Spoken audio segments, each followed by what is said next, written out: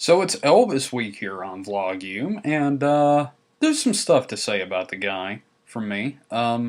First off, he's one of those people that's originally from Mississippi, so we got a bit of pride. He's from Tupelo originally. Even though he lived in Memphis, we claim him. I guess everywhere a famous person was born claims him, even though they may have lived somewhere else their whole life. Mississippi actually has its fair share of celebrities. Elvis, Oprah Winfrey, uh, Morgan Freeman, Jim Henson.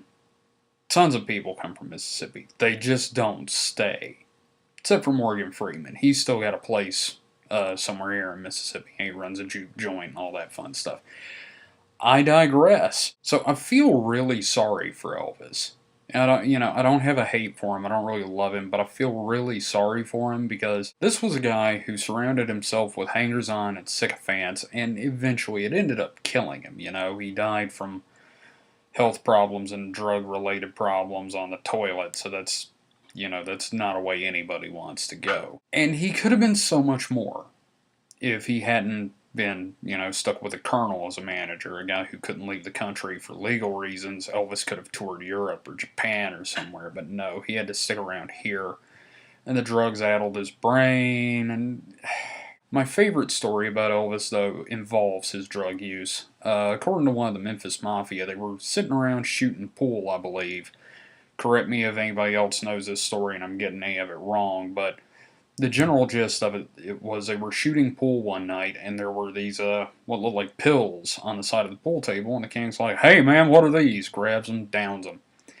And he did this before anybody could say, "Those are M&Ms." I can't help but think that sums up Elvis's drug habit in general. It doesn't matter what they were. It could have been rat poison. He just downed them before anyone said anything. And that's one of the reasons I feel sorry for him. He is just so hooked on pills. That's what he did. On a personal note, when I was growing up, we had an 8-track player, and that was pretty much the only way for me to listen to music for a little while, was on 8-track. I know, pity me.